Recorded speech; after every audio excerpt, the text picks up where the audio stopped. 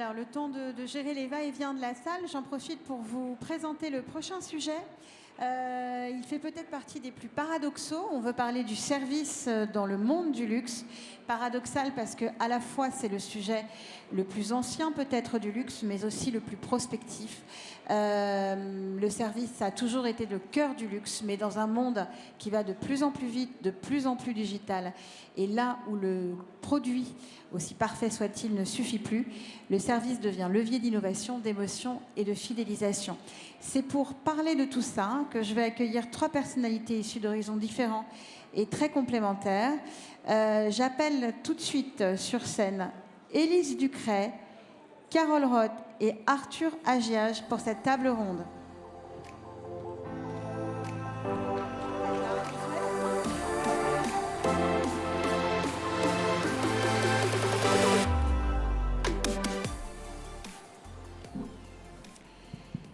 Merci à tous les 3 d'être là. On attend, on commence quand même, même si la salle s'installe. Donc, Élise, je rappelle votre poste. Vous êtes directrice générale de Carita, maison emblématique du groupe L'Oréal Luxe.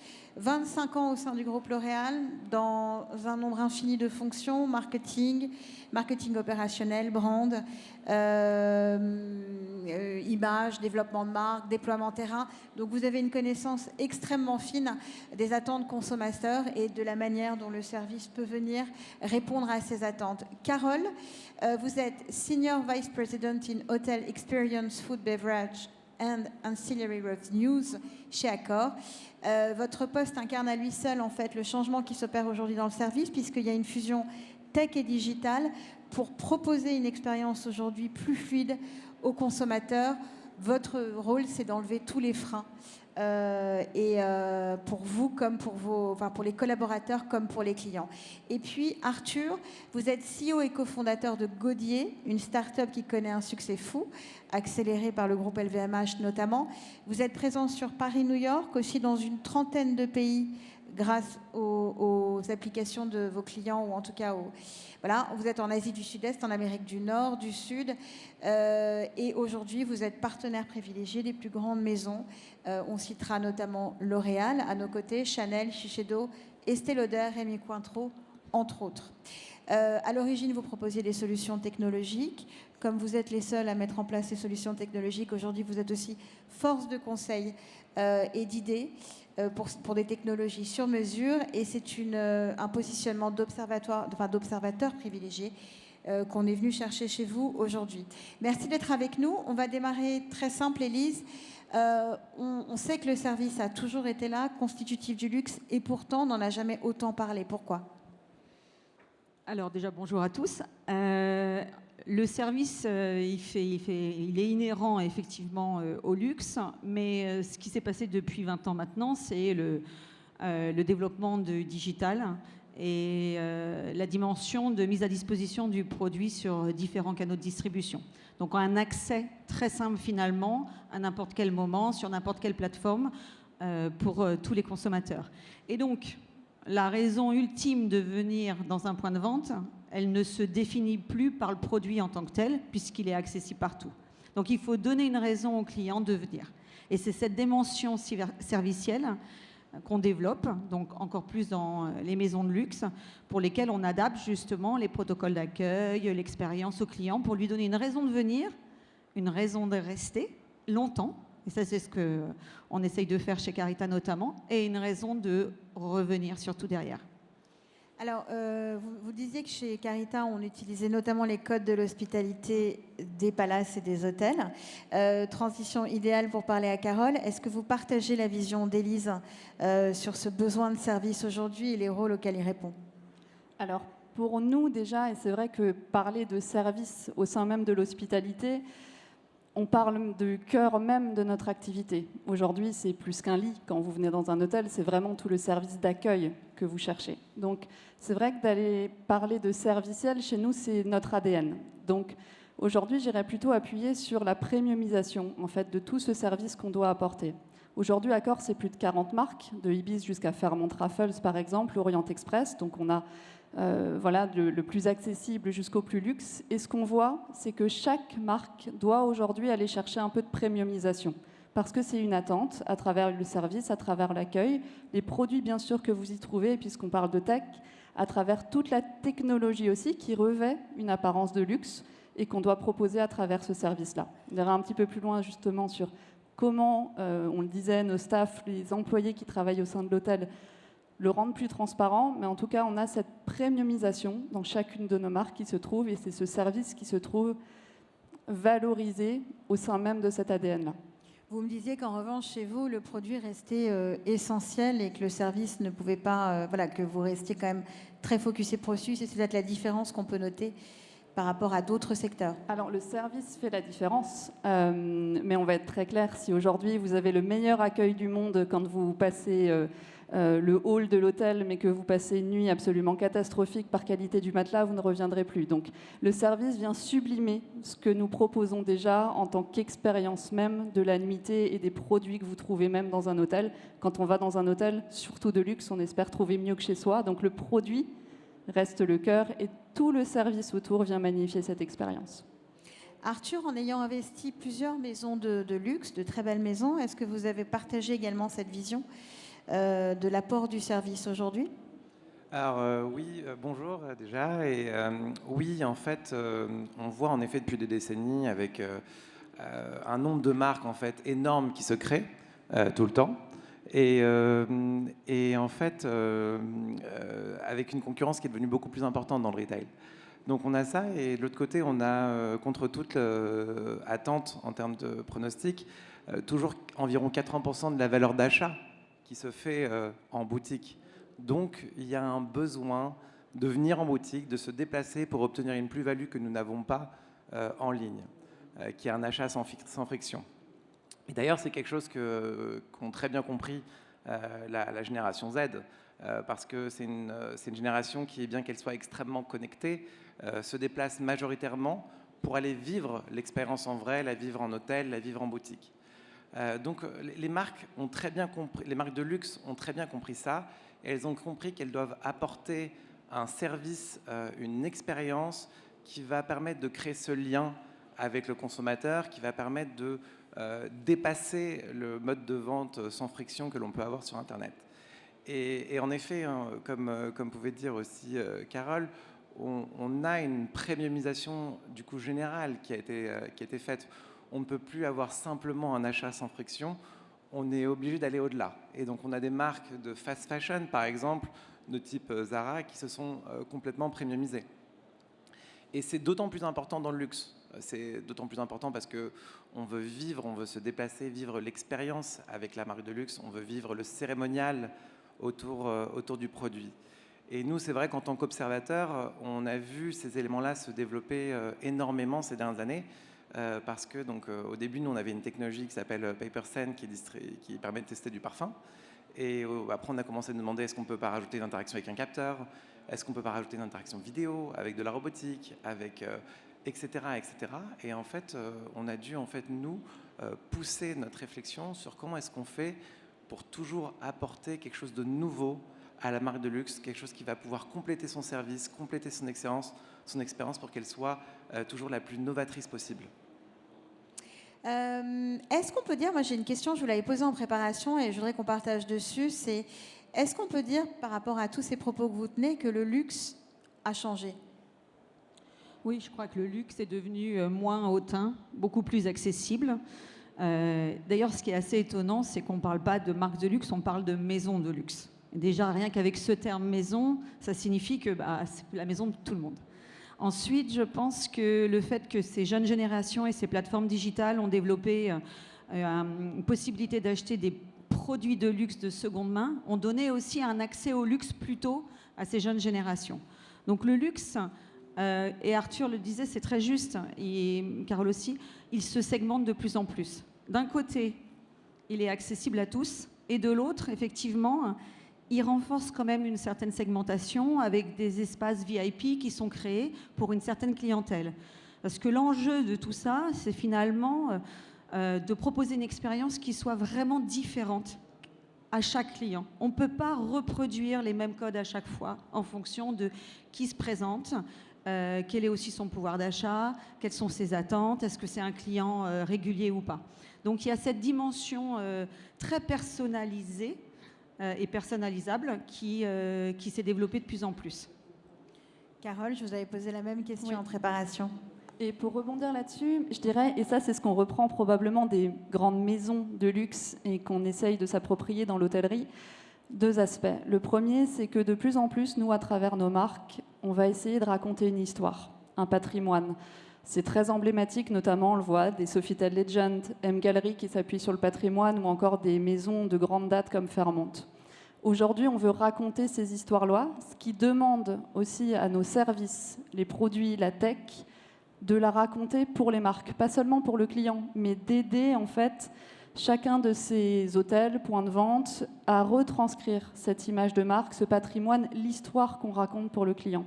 On n'est plus dans un luxe complètement standardisé, on va chercher en fait les beaux objets, si je caricature le clinquant, il faut qu'on raconte une histoire qui soit authentique, et c'est cette transmission-là qui est vraiment le luxe. Et chez nous, ça va se retranscrire aussi par des points très différenciants. Par exemple, au sein de Fairmont, on a ce qu'on appelle des étages Fairmont Gold. C'est du luxe dans le luxe. Et ça, c'est ce qu'on va aussi retrouver chez nous. Je pense que dans le retail, dans les boutiques, on le retrouve aussi.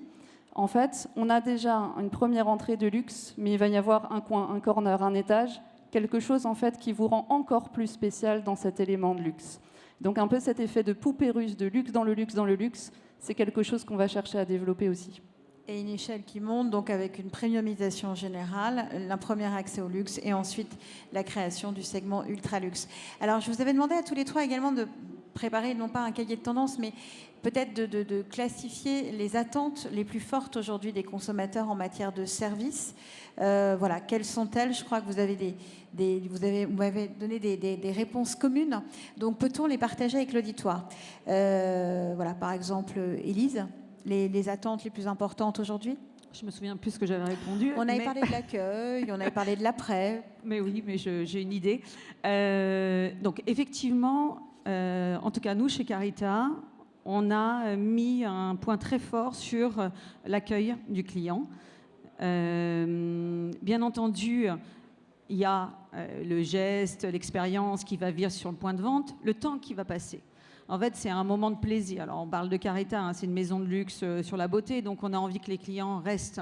Et on va faire en sorte qu'ils restent le plus longtemps et que chaque petit geste, ils vont le retenir. C'est vraiment l'extra mile qu'on va apporter à chaque client pour susciter tout de suite une petite remarque dans sa tête en disant « Ah tiens, cette fois-ci, ils m'ont proposé ça, je vais avoir une raison de revenir la prochaine fois. » Et puis, ce qui est très important, c'est l'après. Parce qu'en fait, je pense qu'on court tous à recruter des clients. Mais les maisons de luxe, elles cherchent beaucoup plus à retenir et à fidéliser leurs clients. C'est quand même le noyau dur du business. Hein. À peu près 10% des clients représentent 50% du chiffre. Donc, c'est quand même pas négligeable. Et donc, c'est l'après qui compte. C'est l'après parce que quand vous rentrez chez vous, ensuite, vous êtes exposé à des milliers de messages. Donc, la présence à l'esprit, elle vient comme elle repart aussi vite. Donc, cet après... qui est à quel moment je recontacte mon client, à quel moment je l'invite à revenir, qu'est-ce que je vais lui proposer de différent la prochaine fois. Ça, c'est vraiment quelque chose sur lequel nous, on a donc équipé nos équipes avec un outil de clienteling, parce que c'est le nerf de la guerre, pour justement rester dans une relation continue. On ne veut absolument pas que le lien soit coupé. On veut que ça dure et que ça dure très longtemps. On avait aussi parlé de la reconnaissance, en fait, au-delà. Ah oui, c'est vrai. Oui, on avait parlé de la reconnaissance, c'est vrai, c'est très juste. Il n'y a rien de plus déceptif que de revenir dans une maison et que la personne en face de vous ne se souvienne plus de vous. Donc, on fait en sorte justement de donner des moyens à nos équipes de reconnaître les clients, d'anticiper aussi quand est-ce qu'ils vont revenir et d'avoir toujours dans leur tête ce qui les intéresse, leur façon de vivre, ce qu'ils mangent, etc. Ça, c'est vraiment des codes et en tout cas des éléments qui sont nécessaires pour justement être dans cette relation avec notre client et le reconnaître à chaque fois qu'il revient. Et avant de donner la parole à Carole, je voudrais qu'on revienne sur la phase d'accueil, parce que vous me disiez aujourd'hui, les choses changent. Alors, l'accueil est devenu un cérémonial très important, mais les choses changent d'autant plus qu'on a aujourd'hui sur le segment luxe une nouvelle cible qui est la Gen Z, dont on a parlé. Et donc, avant, ces gens-là, on ne les reconnaissait pas. Donc, il faut accueillir tout le monde, en fait, et ne plus avoir ce vieux réflexe du luxe qui était de ne reconnaître que certaines personnes. Oui, c'est juste. Il faut reconnaître tout le monde et puis il faut former les équipes pour avoir le bon accueil en fonction de la cliente ou le client qui est en face.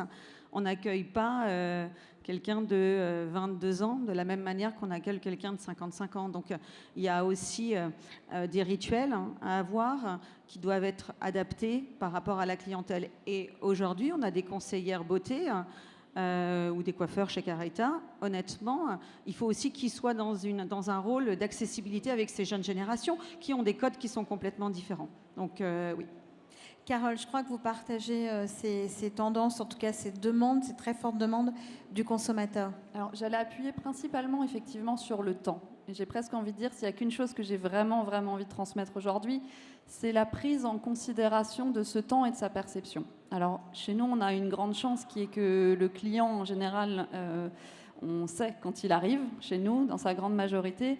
Et le plus grand message, c'est que vis-à-vis de nos clients, vis-à-vis de nos patrons, on cherche toujours, et nous on a ce mot, efficience opérationnelle. L'efficience opérationnelle, elle est souvent traduite en gain de temps, gain de tâche, comment on peut aller plus vite. Et en fait, avec ce service, je dirais oui, c'est comment, et on le verra par la tech, comment on gagne du temps là où il n'y a pas de valeur à en passer. Mais c'est vraiment cette perception du temps pour anticiper, préparer. Et dans ce service-là, en fait, ce temps a cette valeur. Le temps qu'un staff prend pour prendre connaissance d'un client qui va arriver, de ses attentes, de ses particularités chez nous, de ses allergies, de si la dernière fois il a mangé que les chocolats noirs ou les chocolats au lait qu'on lui a proposés dans l'hôtel. Et aussi ce temps de reconnaître, parce que j'associe le temps aussi à l'émotion. C'est pas que du gain de temps, parfois on a envie de passer du temps. Et c'est lever les yeux, en fait, à un moment. Regardez si le client, là, en fait, il est très pressé de rejoindre sa chambre, s'il fouille dans son sac, qu'il est un peu stressé de retrouver son check-in, etc. Aussi, au contraire, il a envie qu'on lui parle. Et en fait, c'est ce temps-là. Le service et le temps, c'est intimement associé. Et on verra, nous, au travers de la tech, c'est ce qu'on essaye de donner. Accélérer quand il y a besoin, mais prendre le temps de l'échange avec le client, de lui proposer d'autres choses aussi, d'avoir ces idées-là en anticipation. On le dit, nous, on a cette chance de pouvoir anticiper l'arrivée du client, de pouvoir l'accompagner pendant son séjour, de regarder, en fait, est-ce qu'il passe un peu de temps au petit déjeuner, est-ce qu'il est pressé, pour quelle raison il vient. Et la dernière partie, et ça, dans le retail, c'est souvent en un moment, mais chez nous, c'est sur un séjour un peu plus prolongé, c'est le temps du départ.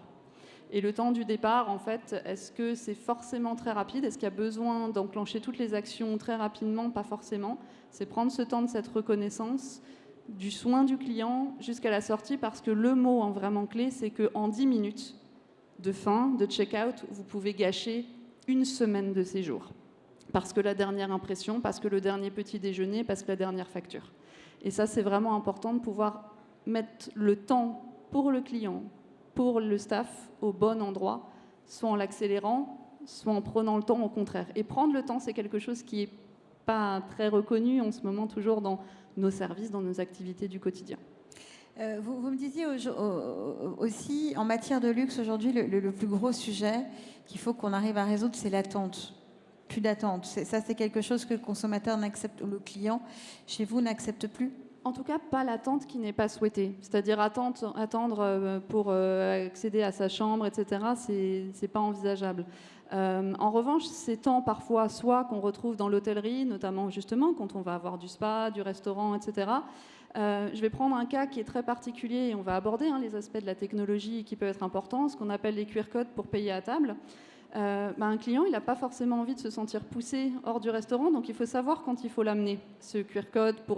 Parfois, il n'a pas envie de se sentir pressé juste après son café pour quitter cette table. Donc, amener un QR code, amener une technologie à ce moment-là, voilà, un serveur qui prend le temps d'y aller, c'est un peu différent. En revanche, il faut sentir, et c'est toute cette technologie-là, quand un groupe de personnes est très pressé de rejoindre son prochain meeting, là, il faut amener les éléments technologiques qui lui permettent d'accélérer. Donc, on ne retire pas, la technologie ne retirera pas tous les aspects en fait, de perception de l'émotion des clients qui passent chez nous. Et ça, c'est extrêmement important.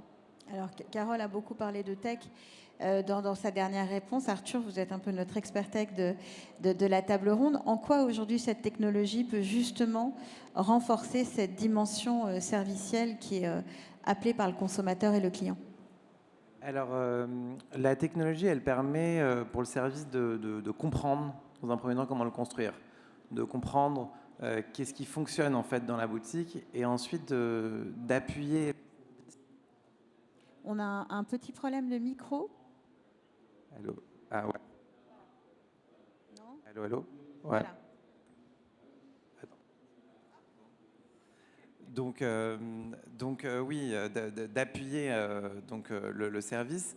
Et donc, en fait, avant, on était sur des questionnaires quantitatifs, qualitatifs, qui ont toujours leur pertinence, mais qui ont radicalement évolué. Donc, on scrute faits et gestes de ce que fait le consommateur en ligne. On le fait maintenant également en boutique, peut-être bientôt en hôtel, je ne sais pas. Mais donc, on va analyser avec des caméras son âge, son sexe, combien de temps il a passé à tel endroit de la boutique, avec quel produit il s'est intéressé. Donc toutes ces choses-là qui vont nous permettre de savoir où est-ce qu'on doit construire son service, comment est-ce qu'on peut l'améliorer. Voilà. Ensuite, il y a le côté comprendre quelle est la qualité de ce qu'on va offrir. Donc en boutique, on est obligé d'avoir un côté sans friction, comme on disait, et un côté premium. Et donc on va vouloir vérifier est-ce qu'on a un bon agencement. Est-ce que l'écran sur lequel on diffuse notre campagne, il fonctionne bien? Est-ce que la machine qui va personnaliser le cadeau pour Noël, elle fonctionne également? Et nous, on voit à travers nos clients qu'on a quand même jusqu'à 30% du parc magasin où il y a des problèmes. Et c'est tout à fait normal qu'on ait ces problèmes. C'est juste qu'il faut réussir à être réactif pour les résoudre rapidement. Enfin, on a vraiment le côté appuyer le service pour qu'il soit plus pertinent. Nous, chez Godier, on a donc notre première technologie PaperSend pour tester le parfum et Dropper pour tester les crèmes. Là, on peut vous montrer par exemple à quoi ressemble le test de parfum avec une technologie. Oui, on peut demander à la régie éventuellement, pendant que vous continuez à parler, de projeter une vidéo sur vos technologies. En fait, de quoi on parle, puisque les mots parfois ne donnent pas assez d'images. Et puis je vous propose de continuer pendant que la régie projette la vidéo. Donc voilà, donc c'est une technologie qui nous permet donc de tester en fait le parfum d'une nouvelle manière. On distribue une carte fraîchement vaporisée aux clients. Alors en aucun cas on va remplacer le service du conseiller. On va qualifier l'intention du client. On va qualifier parce qu'on va avoir beaucoup plus de tests, on va mesurer son intérêt. Et donc là où on faisait 30 à 60 tests, on va dire, par jour pour promouvoir un nouveau produit, on va en faire 180 à 3000 par jour. Donc on va aller pouvoir avoir beaucoup plus mesuré toutes les personnes qui vont être intéressées, mais de manière beaucoup plus importante, et vraiment apporter le service humain là où il a le plus de valeur. Ensuite, on a vraiment un peu le côté aussi sur mesure qu'on fait de plus en plus, comme je pouvais dire. Moi, j'aime beaucoup ce que fait le groupe L'Oréal, par exemple, avec les diagnostiqueurs de peau, la mesure de la carnation, toutes ces choses-là qui, en fait, permettent de savoir quel est le produit de la marque qu'on va pouvoir conseiller, qui correspond le plus aux clients. Nous, on a pu faire, par exemple, avec Burberry, quelque chose de très sympa. Je peux vous laisser jouer la vidéo de Burberry. Le but, c'était de montrer que le fond de teint Burberry est imperméable aux intempéries comme leur trench. Et donc, en fait, on a dû créer une expérience sur mesure qui... non, c'est pas celle-ci, mais... Non, c'est la suivante. C'est la suivante. Donc, une expérience, en fait, qui... permet d'avoir toutes les intempéries, la pluie, la chaleur, le vent, etc., afin de pouvoir montrer que la conseillère beauté, lors de sa consultation, peut bien prouver que la marque tient sa promesse. Et donc, en fait, voilà, la technologie est très intéressante pour apporter un support de vente. Ensuite, on va voir le côté, le parti pris sans technologie. Et moi, j'aime beaucoup ce côté de parti pris. Arrêtons les vidéos. Ok. J'aime beaucoup le parti pris aussi sans technologie. C'est aussi une manière d'apporter un service un peu différent. Moi, il y a une marque qui me passionne, c'est Officine Universelle Bully, parce que je suis féru d'histoire, et on est transporté dans un univers du 19e siècle, où on vient tester les parfums en appuyant sur des poires. On vient avoir un cérémonial de l'emballage autour, donc, qui s'appelle l'origata, qui est un cérémonial japonais qui date du XIVe siècle. Et en fait, on est vraiment transporté dans un autre temps. Et donc, ce qui est visible, le service visible pour le client n'est absolument pas technologique. Mais derrière, en fait, tout ce qu'on apporte, il y a une technologie qui est invisible et qui apporte l'excellence opérationnelle, l'excellence autour de la vente, etc. Donc en fait, ce que vous dites, c'est que la technologie peut aider à plein de choses, mais elle ne peut pas remplacer finalement l'humain. Et dans certaines marques, d'ailleurs, on a un positionnement no-tech ou low-tech pour justement de donner sa bonne place à la technologie, c'est ça ? Oui, tout à fait. En fait, il faut se dire que aussi loin qu'ira la technologie, dans le luxe, et le luxe l'a très bien compris, l'humain est au centre de la création de la relation, est au centre de la fidélisation du consommateur avec la marque. Carole, je crois que c'est aussi cette discussion qu'on avait eue en préparation, c'est cette juste place que vous voulez donner à la technologie dans l'apport qu'elle peut créer au niveau du service. Oui, alors nous, c'est vraiment un support à l'accueil, vous l'aurez compris. Donc depuis l'avant, ça c'est une technologie qui est transparente pour le client, mais qui aide justement tous les employés de l'hôtel à préparer l'arrivée des guests, à mieux connaître. Alors aujourd'hui, être connu, reconnu, c'est un prérequis. On n'a plus de magie derrière ça. Le client sait très bien comment ça fonctionne. Et en revanche, après, sur tous les aspects de la technologie qu'on va trouver dans l'hôtel, elle est là en support de. Je pense par exemple à des sujets, ce qu'on va appeler comme la digital key, ce qui vous permet juste avec votre téléphone, si vous avez fait le checking avant, d'aller directement à votre chambre sans même parler à quelqu'un si vous ne le souhaitez pas. C'est parfois très apprécié de beaucoup de clients, notamment les plus jeunes aussi, de pouvoir justement aller à sa chambre directement, de pouvoir se connecter, de pouvoir mettre, alors ça on le sait, mais de façon fluide, efficace, sa musique, etc. Donc se doter des bonnes technologies depuis l'arrivée jusqu'aux équipements dans la chambre. Mais ce qu'on disait, c'est que la technologie, alors, elle est transparente quand on parle des back-office. La technologie, c'est toute la donnée, tout ce qui s'affiche sur nos écrans, etc. Mais il faut qu'elle soit à sa juste place. Aujourd'hui, en fait, on cherche vraiment au sein d'Accor le bon équilibre entre ce qu'on donne au client pour être autonome, maîtriser son temps et maîtriser son envie ou non d'interagir avec justement une personne qui va l'accueillir. On a par exemple aussi des choses où on peut, ce qu'on appelle skip the clean, ne pas forcément demander le ménage dans la chambre, etc., pour aussi davantage de tranquillité. En fait, on le laisse vraiment à la liberté du client pour qu'il soit entendu dans ses besoins, mais à aucun moment on ne cherche à substituer réellement un service ou une action, une interaction des personnes chez nous qui accueillent et accompagnent un client de l'hôtel par quelque chose qu'on va lui donner. On n'a vraiment pas envie de ça, en fait. On veut donner cette liberté, cette autonomie au client, de sa liberté, de sa tranquillité, mais à aucun moment, en fait, on ne veut le substituer obligatoirement. Et derrière, c'est donner aussi toute la technologie de reconnaissance de ça. Dans les endroits les plus luxe, notamment, c'est de pouvoir repérer assez facilement ce qu'un client aura utilisé dans la chambre pour faire le refill. Via notamment la digital key, c'est de savoir quand il est sorti ou quand il va potentiellement rentrer, s'il est passé, par exemple, dans l'espace de restauration, de savoir s'il est au spa pour faire justement le ménage, pile à ce moment-là, pour que sa chambre soit prête quand il revient. En fait, il faut qu'elle soit discrète, à la main de l'utilisateur quand il le souhaite, et au service du staff pour délivrer la meilleure expérience possible. Je crois aussi, Kelly, c'est la technologie, oui, mais attention. Oui, alors la technologie, elle est essentielle à notre développement. Elle vient augmenter la connaissance et l'expertise des équipes. Donc il y a différents types de technologies. Nous, il y a ce qu'on appelle la beauty tech chez L'Oréal. Là, je parle au sens plus large. C'est vraiment, ça accompagne un diagnostic, une connaissance de peau, comme tu disais tout à l'heure, Arthur. Ça vient aussi apporter un bénéfice additionnel à un protocole de soins qu'on a fait, un diagnostic cheveux, une connaissance sur le fond de teint. Honnêtement, aujourd'hui, cette tech-là, elle est hyper utile pour tous les clients. Et en plus, elle donne une dimension de crédibilité au rôle du conseiller, conseillère beauté, qui est essentielle aujourd'hui. Elle vient renforcer son expertise parce qu'elle est basée sur des algorithmes internes, sur des connaissances de peau et de recherche.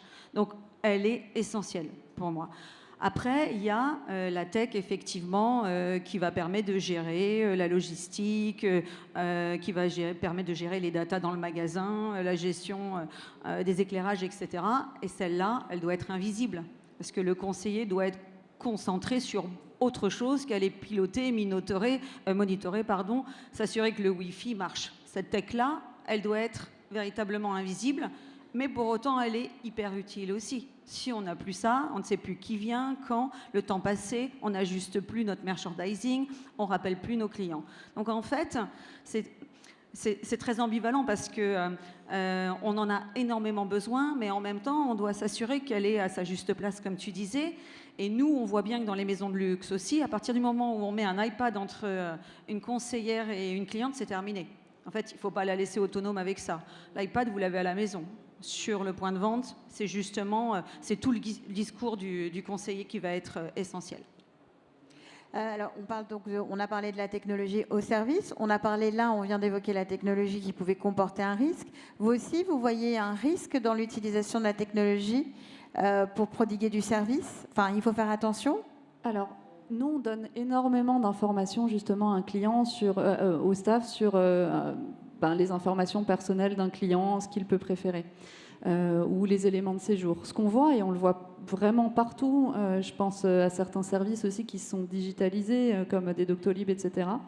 Mais quand on donne un écran à un employé qui sert un client, s'il n'est pas bien formé, s'il n'a pas l'habitude, et chez nous c'est un enjeu, parce qu'il y a beaucoup de churn, mais dans le retail aussi, il va avoir les yeux rivés sur l'écran. Surtout que si vous prenez, en fait, pour certaines personnes, c'est délicat, en fait, si elle n'a pas été bien formée à l'interaction avec ce client, développer cette relation et, comme on le dit, lire dans le regard d'un client son émotion, son envie d'aller vite, de traîner, d'être compris, entendu.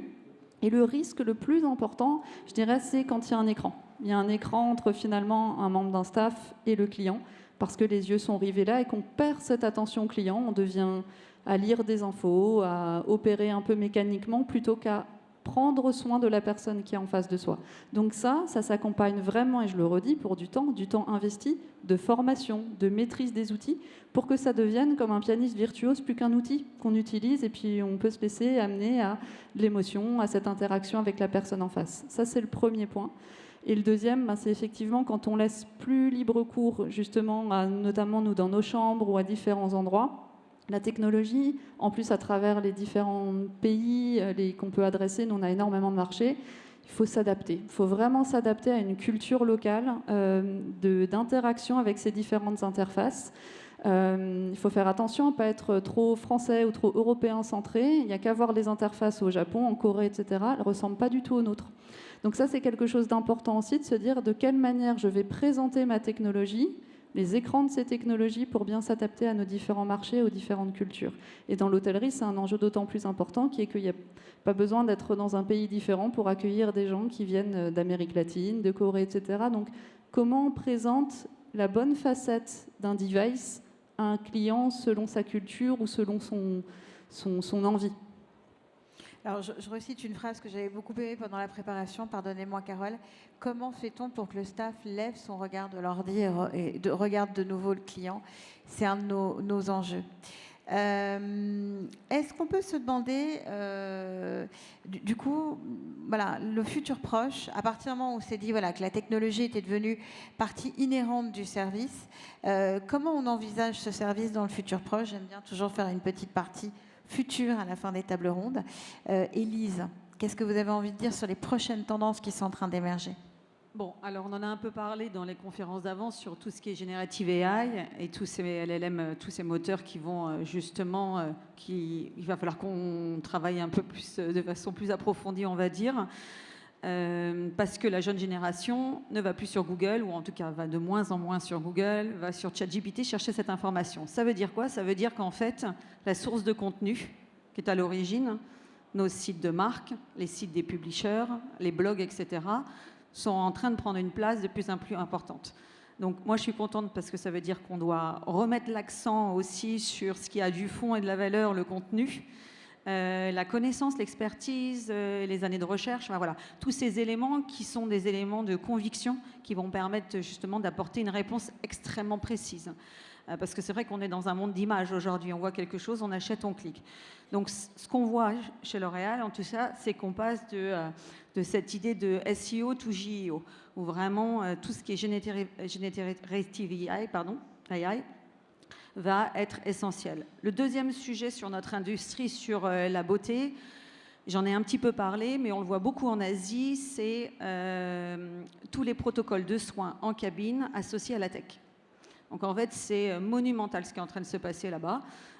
Vous allez passer 3 heures dans un centre et vous allez justement avoir une application avec différents outils qui vont venir justement améliorer le bénéfice immédiat que vous recherchez en sortant. Donc cette tech-là, alors elle n'est pas trop invasive non plus, hein. On n'est pas en train de parler de médecine esthétique, elle se développe de plus en plus et on voit bien qu'il y a des lieux de vie, on en a aussi, on l'a mis en place aussi chez Carita, où vous venez pour 3 heures de soins, parce que vous allez avoir quelque chose de sur-mesure qui va mélanger les produits, leur utilisation et la tech qui est derrière pour ressortir avec cet effet que vous attendez, hein, qui est vraiment immédiat. Et c'est cette dimension-là d'immédiateté et de la tech associée qui est en train de se développer massivement en Asie. Carole, notre tour de piste. Alors on avait tenu un peu le pari quand même de pas trop parler d'IA, hein, puisqu'on sait que c'est abordé largement avant, après de tous ces talks. Pour approfondir même, alors bien sûr, nous on développe beaucoup l'IA au service des hôtels, de nos clients bien sûr, mais un de nos enjeux là-dedans, ça va être la voix. Parce que, on le disait, un des enjeux, c'est de faire aussi lever un peu... les yeux, mais aussi les mains des écrans de nos staffs. Donc comment, quand on est face à un client, on peut quand même utiliser la voix. Comment nos clients vont utiliser la voix. Aujourd'hui, on a par exemple des messageries, des assistants quand vous arrivez dans un hôtel. Via l'app, vous pouvez échanger avec le staff pour un service, par exemple. Aujourd'hui, on le fait par l'écrit, par du chat. Demain, il va falloir qu'on intègre la voix parce que c'est un usage qui se développe où on n'a plus forcément envie, le temps d'écrire. Et donc, comment on l'intègre? Comment on intègre aussi, chez nous, c'est important dans la dimension du voyage, la notion de traduction. On n'a pas toujours, en fait, de traduction instantanée parce que, quand on a des gens qui viennent de tous les pays, on n'a pas forcément quelqu'un qui parle la langue en face. Donc, la notion de voix, mais comment on fait entrer finalement un assistant, l'intelligence artificielle qui écoute, répond, assiste à l'oral, plus que encore par écrit ou juste en support sur du back-office, etc. Ça, c'est un des enjeux, notamment pour les raisons de traduction, de rapidité, parce que c'est un usage qui se développe. Quand on est face à face, je ne sais pas si ça arrivera dans le retail, mais comment on se fait aider vocalement, oralement, par les assistants. Et vous me disiez aussi rééquilibrer peut-être maintenant qu'on a bien introduit la technologie, donc je reviens sur ces fameux écrans dont on doit lever les yeux, maintenant qu'on a bien intégré la technologie, rééquilibrer peut-être ce rapport entre technologie et créativité humaine. C'est-à-dire réapprendre aux équipes aussi à penser sans technologie. Alors, ça reste un très gros enjeu et je rassure aussi toutes les personnes qui sont dans la salle. Dans le déploiement, c'est un sacré challenge de déployer la technologie à l'échelle. Donc ça reste bien sûr un gros focus. Mais le cœur du sujet, c'est vraiment donner cette technologie pour libérer du temps aux équipes, mais aussi leur donner les moyens de la créativité. Via des assistants internes, se dire, en fait, pour mieux accueillir un client, je trouvais qu'il y avait des histoires très très belles, mais quand on connaît un client qui est passionné de piano, justement, aller chercher cette idée de l'accueillir ou de lui proposer une leçon avec un pianiste virtuose parce qu'on sait que c'est son anniversaire et qu'il vient à Paris pour cette raison-là. Et c'est redonner les moyens justement aux équipes d'avoir cette créativité-là et de leur donner des idées pour mieux accueillir le client, une fois que bien sûr elles en auront gagné sur beaucoup de choses, on espère. Arthur, petit mot sur mon cahier de tendance. Oui, nous c'est marrant parce que du coup on est en train de travailler sur l'année prochaine sur ce qui sortira du coup plutôt dans 2-3 ans, donc on a un peu une visibilité. Déjà je pense qu'il y a un grand nombre de data qui sont aujourd'hui non traitées. Donc l'IA en fait va nous permettre déjà de mieux traiter cette data pour la traduire en action. Ces actions elles vont se traduire déjà par une hyper personnalisation du parcours client en boutique. Donc, comme on va beaucoup mieux le connaître, comme Enfin, déjà, on le fait en hôtellerie, en spa. Là, on va être beaucoup plus pointu sur ce qu'il fait pour pouvoir lui proposer des choses qui lui correspondent parfaitement. Ensuite, on va avoir un conseiller qui sera augmenté. Donc, fini le conseiller qui part pendant 15 minutes dans l'arrière-boutique, ce qui peut nous rendre un peu fous. C'est vraiment le conseiller qui a un accès rapide à l'information la plus pertinente pour le client, aux produits et aux services le plus pertinent pour le client. Et donc tout ça, bien sûr, se traduit par une IA qui va nous permettre d'avoir une excellence opérationnelle sur la gestion des produits, la gestion des stocks, de l'agencement, toutes ces choses-là. Sauf qu'aujourd'hui, en fait, on est sur des IA qui sont génératives. Donc elles génèrent des choses à partir de données. Donc on est vraiment au début. Alors qu'est-ce qui va se passer lorsqu'on va être sur des IA qui sont créatives? Aujourd'hui, nos IA, elles sont confinées à nos écrans. On a beaucoup parlé d'écran, que l'écran est un problème aussi dans le service. Mais donc, en fait, qu'est-ce qui va se passer quand on aura une IA, des téléphones sans interface?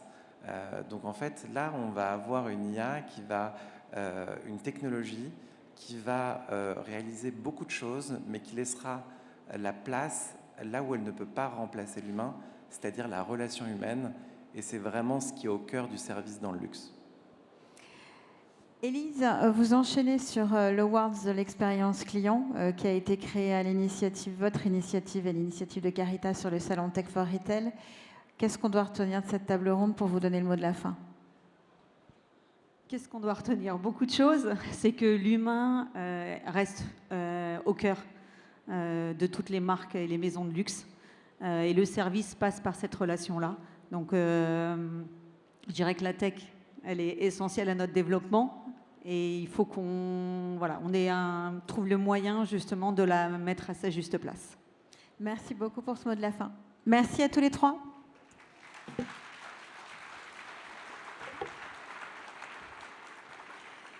Je vous laisse donc partir sur l'Awards et j'espère garder une partie de la salle